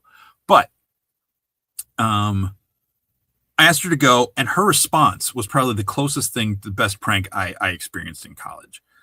So I get a notice that there's something at the post. So you'd get your stuff in your dorm in the small mailboxes. And if it had a bigger package came, you'd have to go up to the campus post office and pick it up. So I went to pick it up, and it's this shoebox size box. Do you remember the story? Okay. So it's the shoebox size box. I had sent her, it was a pumpkin. I carved a pumpkin, like Harvest Fest question mark. Put one of those like lanterns, like those like camping lanterns you could put in that were battery out. Anyway, I thought it was pretty clever because it was fall time. Yeah. So I get this box, and it's covered in like dirty old newspaper. Like it had been thrown away and pulled back out to wrap this box. And I'm trying to like open the lid, and I couldn't get the lid open. So I'm like, it didn't say who it was from. I'm like, all right, if you can't put your name on it and I can't open the box, it's not worth my time. So I'm walking back across from the post office to my dorm, and I threw it in the trash can. Later on that night, my RA or someone comes over and they're like, hey, did you get a box today? I was like, yeah. And they're like, oh, like, because this girl, like her roommate was saying like she didn't hear back from you. I was like, well, what does the box have to do? She's like, well, I think that was it. Like the response was in the box. I was like, what? So like I run out of the dorm like barefoot, like in those stupid giant like 10-gallon trash bag size or 50, I don't know, those huge baggy drawstring pants I had. I just distinctly remember that for some reason because they were so comfortable. And like a bunch of the guys from the floor are following me, and I dig this box back out of the trash can outside, and I just yanked the lid off because it was so somehow, so they'd taped a full can of Mountain Dew. Cheers, Mountain Dew. Here for all the good moments. Not sponsors of this show, by the way. And there's a can of Mountain Dew taped to the inside, but somehow like it had been taped shut from the inside. I have no idea the engineering feat that happened. And it's literally full of trash, like trash, like candy bar wrappers with like melted chocolate on it, all this stuff. It was like full of garbage. And then, do you remember what was in the bottom? No. I'm digging through, and at the very bottom, talking about feminine hygiene products, is a pad. That's right. I do remember this. All wrinkled up. Yeah. Not used. It was not used. It wasn't that extreme of a response.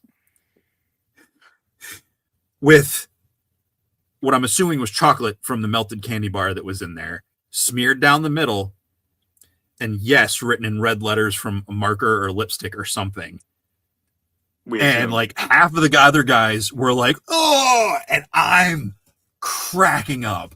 I was like, this chick gets me. Like, it, not that I wanted that sort of response, but I'm like, that level of humor, like, was like, this is so gross. It's fantastic. So anyway, it cracked me up. That was pretty epic. Yeah. So I have a aversion to pranks because of our freshman year. And, well, first of all, I'm not a very fun human being. But secondly, our freshman year, I don't remember how many weeks into the school it was. It may have been the first week. Our RA comes walking down the hall yelling, "Has anybody seen my sock?" No, not, oh. And he kept yelling and yelling, and we're all like, in our rooms, like, what the frick is going on? And he waited till it was like right before curfew, so he knew we would all be in our rooms. And so all of us are popping our heads out of our dorm, and here's our RA, butt naked. He's got one sock covering his genitalia, and he's turning around, and the other sock is in his butt cheek. And I was like, this is, no, I'm not. We did tell you guys that we went to a Christian college, right? Yeah, so like, you got to understand, like for a lot of people, like by the time, when you go, okay, for those of you who don't know, when you start in a Christian college, you're like, I am super Christian. By the time you're done, you're like, I don't even know what I believe anymore. And burn it all down. And so you see a lot of things as a freshman. You go, oh, are they even a Christian? And then by the time you get to your senior, I will say this. I saw worse things at the dedicated Bible school on the other side of town that was our sister school. I am good friend. I don't know if you know this, but I am good friends with a guy who went to that school, who went to CBC now. And we apparently were at a lot of the same events together and all that. Didn't know each other then. We know each other now. And the things he has told me, I was like, you guys did what? Because we would have been. You've seen Silence of the Lambs, right? Oh, yeah. Okay. At that time in college, I had not seen it. I came back from a Christmas break early, brought some of my friends that went to that school back with me because I went to the heathen school where liars went. Yes, we were considered heathens at our Christian school. Because we had biology class and not all biblical classes. Not specifically biology. It wasn't like we also had it was like a liberal arts business school. classes. You could major in anything. You could take your social sciences. You could do history, art, all that stuff. Anyway, so I'd spend like a day or two in their strictly Bible school dorm, and because our dorms weren't open yet, and so it's just hanging out on the guys' floor, just doing whatever. And I'm sitting on one of the just hang out in the dorms. So you're sitting on a bed because like they didn't do as much creative stuff in their dorms as like lofts and stuff as we did. We're hanging out and they're like, Jesse, you ever see Mangina? I'm like, what? And I turn around and I turn around. The word didn't register what they just said. I turn around and there's this guy I just met like 3 hours ago, pants down, tucked in, just like Buffalo Bill. And I was just like, like what? I was like, I'm going out and sleeping in the lobby. I remember this story.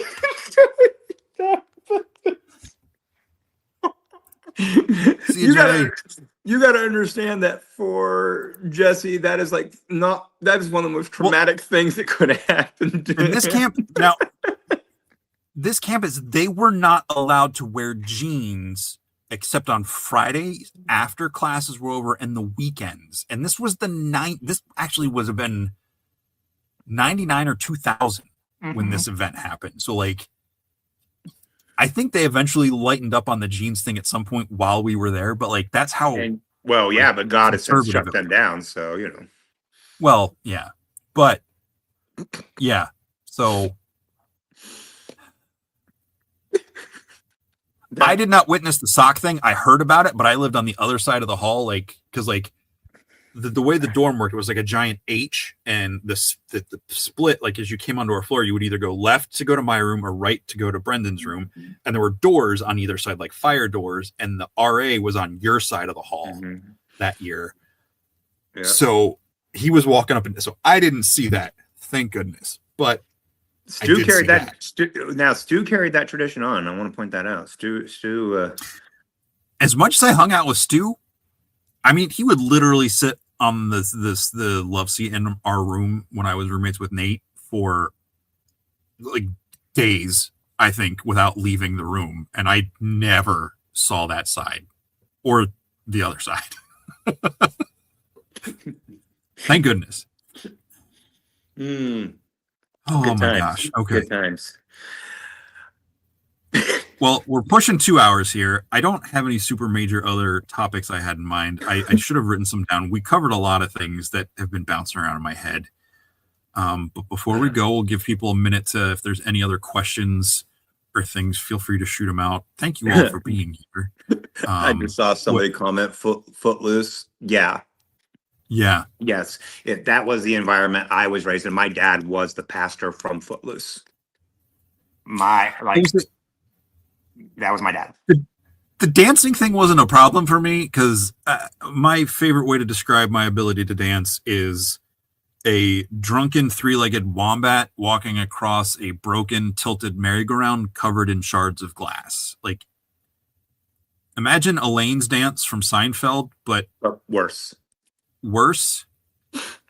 And not to the point where like you can laugh at it. Like when I was at prom, is he okay? Is he having like seizures? Slow dancing is fine. Slow dance. No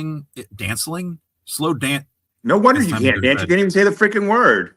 Slow dancing is fine. It's waddling in a circle. And if one of your legs is like a quarter inch shorter than the other one, that's a lot easier to do. I could do that, no problem. When it came to the fast dances, I didn't know what I was doing. I don't know how to dance. I don't have that kind of rhythm in me. Like, I can hear it, I feel it in my heart. I can't make these things correspond. That's why I had such a hard time with music. And I know you're going to say something else. No, you were fine. Trying to No, play music was one of the you most. sucked. Okay, thank you. No, I'm Except that kidding. one time I was right and you weren't. I know. Um, Uh, but so I don't know what to do. So growing up in church, like I start doing the dance moves from like our youth group missions trips, which I know are not the right moves to play. I was like, this is all I got. Like Noah's on a boat. I don't even remember now. It's been too long. But yeah, and did you again, I just say wasn't trying to be. Noah's on a boat? Yeah, it was some song about Noah. It was a Spanish song like Conoe, Conoe. It was yeah. That's all I remember. One of the things I am so grateful for in Hi, Kevin. my parents divorcing, and I am actually very grateful my parents divorced. But one of the benefits of that was that I got out of the strict Christian bubble as a kid, Mm. and half the things that so many of you guys that I went to college with experienced or didn't get to experience because of those bubbles, like you know. Now I'd say you were a little more well-rounded when it like came to music and things like that, musical taste. But I mean, we went to school with so many kids who didn't know, like Pearl Jam. This was 1997. They didn't Yeah. know Nirvana or Metallica, which you were a big Metallica fan, and they didn't know any of that stuff. And so I was very grateful. Like I knew a lot of the Christian stuff bands as well, but I knew about them alongside of. Mm-hmm. And so I didn't have this like, this world is the only world I live in. And so I have no clue what you're talking about with Noah's. It was. You probably don't. I don't expect anybody outside of our. I'm sure other people do, but like when we would go on our missions trips, Mhm. they were usually Spanish-speaking countries, and we would do little presentations to where we would some of them were geared more towards little kids, so we were doing a song about Noah's Ark. Okay, and I was with friends from my youth group at my prom. Some of them went to my school, and so like it was more of a like, haha, this is all I know how to do.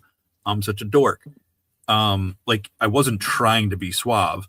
I don't think I've ever tried to be suave, like sincerely. But that's all I like that. Yeah. I mean, yeah, I don't know where else to go with that. What the crap with the 4.99 Steph with the 4.99 super chat. You've been that rare friendship for me who always gives a safe allowance for me to just be me and embrace it. Oh, thank you, Steph. You're welcome. I'm glad I could be that for you, Steph. That's really not me. No. I mean, I don't know. I mean, maybe you guys know each other. I don't know. I'm I gonna thought this assume was not. about me. This is why I'm here, right? This is not about me. No, you were here for me. Oh, I'm a supporting character in this story tonight. I mean, like, oh my god, dude! Like no, second billing. Seriously, I got. I'm a headliner. Not tonight. This is my house. All right, I'm gonna ask you a couple questions to wrap this up, and it doesn't have to be Dave, in depth. I was and still kind of am a Metallica fan. I haven't kept up with stuff, but I still love Metallica music. Sorry, go ahead. Yep. You don't have to go into detail. I just want you to ask. I'm going to ask you a question. You don't have to go into detail with your answer. I'm going to ask you a question. I just want you to answer it as honestly and off the like. Don't overthink it. Yogurt. Would 18-year-old Jesse be proud of you?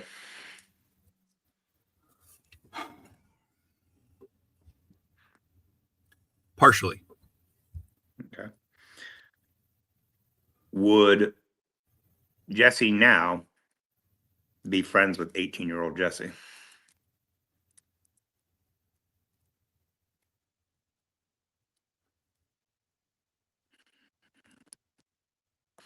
I think so.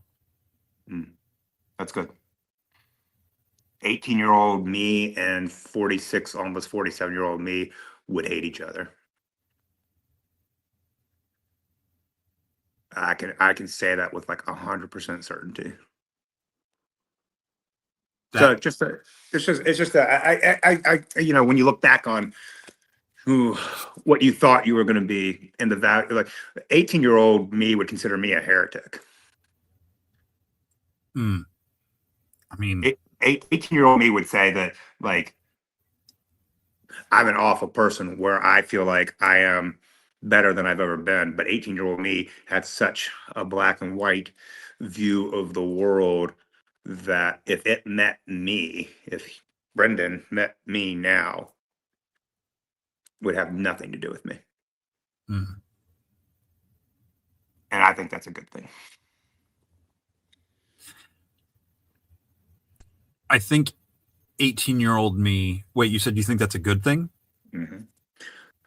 Yeah, because almost 30 years later, I've evolved, a word I wouldn't have even used at 18. Uh, uh, I've evolved into a much more empathetic, caring human being who, if 18-year-old me found out that 47-year-old me was advocating for universal health care, just as like a, I don't know, basic human right. Uh, um, yeah, no, not be friends. Huh. I don't Mhm. think 18-year-old me would understand that sentence enough to have an opinion. Not Yeah, I because was I probably was way too more politically engaged at 18 than I should have been. you were more informed, more attentive to a lot of things than I was. And I'm still this way to a point where I don't know if it's a good or a bad thing. It's just a thing. A lot of times I just kind of deal with stuff as it comes to me.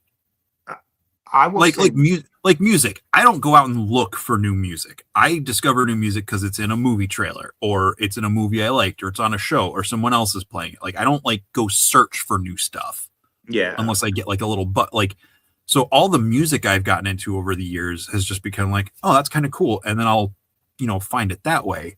yeah. But Well, I think 18-year-old 18-year-old you would make fun of you for being in a demon hunter, the whatever that's called. I have seen it, by the way.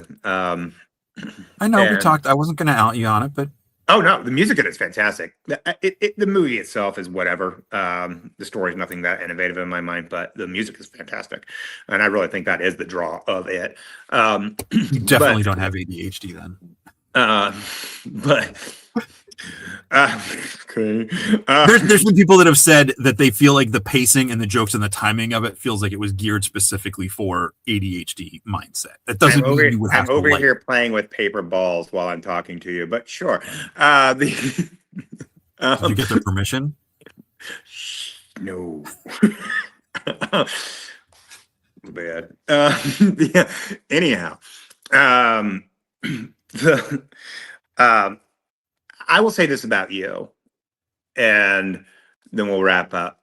But I would say, of all of the people I've known in my life, and that like my stepbrother Ronnie and you have always been like my longest best friends. You guys are both very similar in a lot of ways. You two are probably the two that I can say remind me the most of who you were then. Like, and I don't mean that in a I'll take bad that as a way. good thing. No, it's a good thing. You've been the most consistent. Like, you've put up with me through all of my evolutions. Um, and, you know, um, I like me now way better than I liked me then. I didn't know who the heck I was then. But like, the one thing I will say about you is like you were a goofball who did not care that they were a goofball. and you are still a goofball who does not care that he's a goofball. Yeah. And you are one of the kindest and nicest people I've ever met in my life. And I know that I would not be who I am had I not met you. So, All right. uh, Right. Now we're circling back to being on the verge of tears again. yeah. So I will leave you with this last question. Is the color of blue that Shut I up. see the same color of blue that you see? I have an answer for you. Hmm. I have no freaking idea, and I don't. It took you 29 years to get there. Have I never given that as an answer before? No. Is my brain finally healed? So it Look, happened. all right. When I got to college, I I did good enough on my SATs or ACTs, whichever one it was, that I didn't have to take math classes for what I was studying in school. Nothing I was studying when I got there needed me to take more math classes, which made me You climbed out very of all of it. Yeah. um somewhere during freshman year, early on, we had a conversation, hours long, in the caf. We were there almost in the doors open. We were there. They kicked us out. A group of us. It wasn't just the two of us. There was a group of us, and people shifted and changed depending. And we went and sat in the lobby of the dorm. We were talking, and it was all this deep, heady stuff. It needs to be said that the people who ended up around that table in the lobby ended up becoming our group for all 4 years. Go on. For sure, we added some new people in there, but that group stayed close the whole Yeah. time. To the point where, like, you mentioned several of their names at the beginning of the show. We're not as in contact as you and I are, Yeah. but still in contact and keeping tabs and stuff. They would give the shirt off their back for you in a heartbeat. That's who they are. To us still. Yes, they would, or fall asleep tying their shoes. Yep. Anyway, sorry, I'm sidetracked. What was the question? We were talking about what happened. All this deep, heady stuff. We're 18, 19 years old. We're, away from our parents. We're kind of doing, so like, we're kind of feeling that about to be in our 20s. Like, we're smart. We're going to become intellectuals. And, it was just with these conversations, right? And at one point towards the end of the conversation, because my mind literally broke, like, I had a good vocabulary. Now, if you watch Shooting the Shelf regularly, Curtis frequently pulls up words that I say or other people say that he doesn't know and runs them as a definition across the bottom of the screen, which is good because that's learning, that's sharing, and that's good. It was much better back then, my vocabulary. I wasn't a brain. I wasn't going to send anybody to the moon or do surgery, that kind of smart, but there was a sharpness that wasn't for puns or just for puns. This conversation got to a point where Brendan looks at me and he's like, well, and it wasn't like this, like, pointed, like, ooh, I'm going to get you. It was like, in my memory, it was just you having this thought. Yep. I think someone was wearing a blue t-shirt. Yep. Just standard yep. Box of crayons, blue. Nothing fancy. Just, and Brendan points at the shirt, and he's like, when you look at that color of blue, how do you see the same thing that I see as blue, or do you see what I see as red, but we're taught it was blue? And then that conversation went on for about 5 minutes of like, well, and like, literally I felt like some sort of hypertension cable that holds up the Golden Gate Bridge snapped in my brain. And I was just like, I'm not going to class anymore. I'm going to the comic shop. I broke him so hard. It was, and I saw it happen on his face too. It's like, bye. Like, I love you too. And I wouldn't be who I am today without you, 18-year-old you, or 46, almost 47-year-old you. Like, yeah. Yeah. Yeah. Agreed. I think 18-year-old me would like 46-year-old you more than 18-year-old you, but I mean, that's like frying a clam and calling a seagull a turkey. Brendan just disappeared. Hello? Well, folks, I guess that's the show.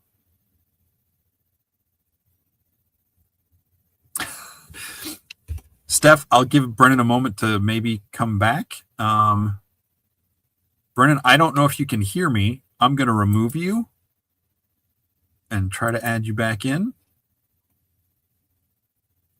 Maybe his phone died. Steph, thank you. Nailed it. Jesse, can we do this kind of show again? Something so needed right now. I could join, be a wallflower as we learn from the past and be more. Hey, I just really had some thoughts in my mind today that I thought Brendan would be a good person to run some of these questions by. So, yeah, I'll check my phone. It's on mute.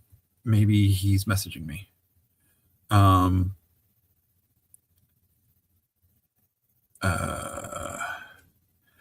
He can't message me if his phone died, I guess. So, all right. Oh, he's back. Hey, there he is. Hey, no, my wife tried calling me and it kicked me off. Oh, Sorry. chicks. Right? Yeah. Ooh, sorry about that, guys. Well,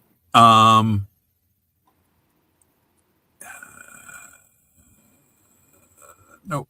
They're talking about other stuff. All right. I think that's it, folks. Unless anybody has any burning questions for Brendan, we're going to sign off. Brendan, thank you so much. This was very spur of the moment. I really appreciate you being able to jump on here and hang out and give up your evening or sleep or whatever. I really needed this, and I hope you got something out of it too, other than just getting to hang out. And I hope anybody watching got something out of it. Preferably not just things to make fun of me about, but if you do, I know where you live. Yeah, if you make fun of them, I'll come beat you up. Yeah, Brendan knows where you live. I'll figure it out. Over that way. All right. Folks, go check out Brendan's stuff, Born and Bred, on Instagram and Facebook. Last year's model. And what else? That's it. Okay. Go check those things out. Nope. Brain processes is shutting down now. All right. It's not smoking out of my ears like it did at that conversation, but I feel the repairs happening, and I'm gonna let that. I'm gonna get some water and go to bed. This has been healing. It's been very good for you. Yeah. Almost 30 years in the making. Yeah. Yes. Yes. No, that's it. Yeah. Thanks for being here. I don't have any fun intro or outro for this, so I'm just gonna sign off while Brendan is still on screen. Thank you all for being here. Thank you, guys. And until next time, whatever this is, and I'm still not hitting the button yet. There we go.